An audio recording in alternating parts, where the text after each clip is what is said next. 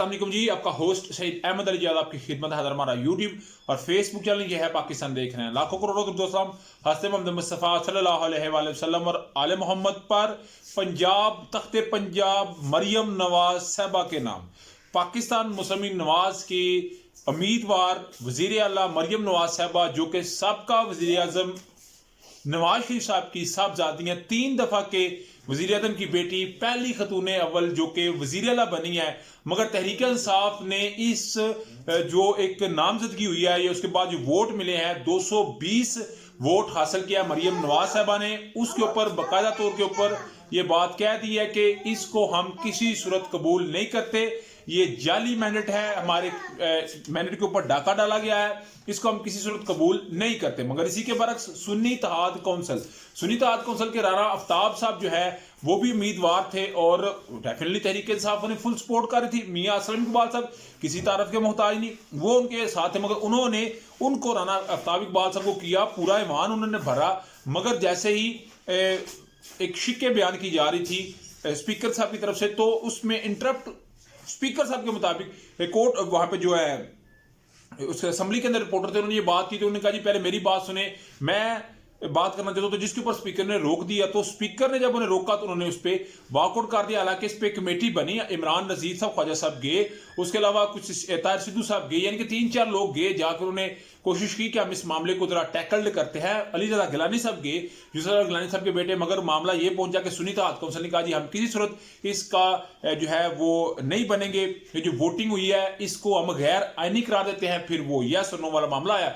मरियम नवाज साहबा 220 वोट लेके जो है वो वज़ीर पंजाब बन गई। 12 करोड़ अवाम की नुमाइंदगी एक ऐसी खतून करेंगी जिनके ऊपर बाकायदा तौर के इल्जाम लगाया जा रहा है कि ये वो खतून है जिन्होंने अवाम के मैंडेट पे डाका डाल के वजीर आला बनी है। तो अभी सब्जाजार गवर्नर हाउस के अंदर 600 लोगों की वहां पे सिटिंग अरेंज है, वहां पे उनका ओथ सेरेमनी होगी, जिसको बलीगो रहमान साहब जो गवर्नर पंजाब है उनका ओथ लेंगे। उसके बाद वो बाकायदा तौर के ऊपर एक वजीर आला बन जाएंगी। ये तो था मरियम नवाज साहबा के लिए बात। मगर इसी के दूसरी साइड पे देखा जाए तो सदर पाकिस्तान आरिफ हुसैन अलवी साहब ने एक लंबा छक्का खेला, क्योंकि आप जानते हैं सदर आरिफ हुसैन अलवी साहब नहीं कौमी असम्बली का इजलास बुला रहे। आयन के आर्टिकल 41 के तहत 21 दिन के अंदर, आज 18 दिन हो गया और 29 फरवरी तक इजलास तलब करना लाजमी है।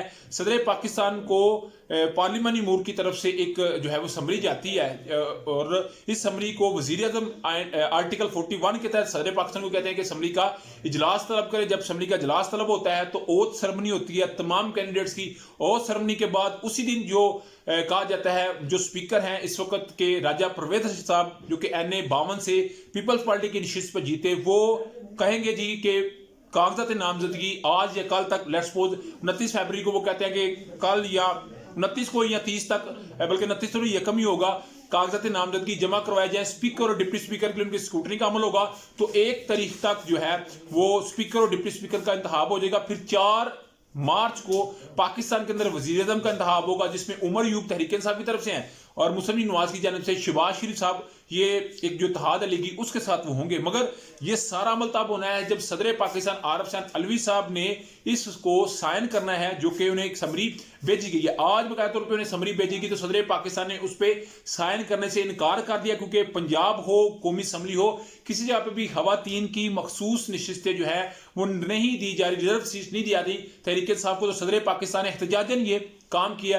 कुछ लोग ये बात कह रहे हैं कि जी स्पीकर कौमी असम्बली राजा परवेज रशीद साहब इसको तलब कर सकते हैं, मगर मैं आपको बात बताऊं तो राजा परवेज रशीद साहब के पास आयन के जो एक आर्टिकल है 91 उसके तहत इख्तियार नहीं है, वो तलब नहीं कर सकते। हाँ, ऐसी गुंजाइश ये बनती है कि 1/3 जो है MNA उनके पास जाएं और वो जाके अगर कहें तो फिर हो सकता है। मगर स्पीकर तो भी, क्योंकि स्पीकर नहीं है, स्पीकर तो वो थे क्योंकि असम्बली डिसॉल्व हो चुकी हुई थी। अभी नया स्पीकर आएगा तो उसके बाद एक नया जो है मामला होगा। सबसे पहले ओथ सेरेमनी, ओथ उनको हलफ लेके पहले तो उसका मेंबर बनाना, जो कि अभी तक बनते नजर नहीं आ रहे। सदर पाकिस्तान की ये बात सामने आई है, इस पे वजारत कानून ने अपना काम शुरू कर दिया है कि अगर सदर पाकिस्तान असम्बली पे दस्तखत नहीं करते तो किस तरह हम नेक्स्ट अमल को आगे लेके चलेंगे। एक बहुत बड़ा मेरा आईनी बहरान पाकिस्तान के अंदर पेश या नजर भी आ रहा है और आइंदा चंद दिनों में आएगा। और ये मामला सुप्रीम कोर्ट, वजारत कानून, एक लंबा बात जो है वो डिस्कस होगी, आपके साथ करेंगे। उधर जी असद उमर साहब को आप जानते हैं, वो जो एक लॉन्ग मार्च के अंदर तोड़ फोड़ का मुकदमा था उसके अंदर उनको बरी कर दिया गया है। उन्होंने तहरीक इंसाफ से अपने को बरी किया, उनको इधर से बरी कर दिया गया।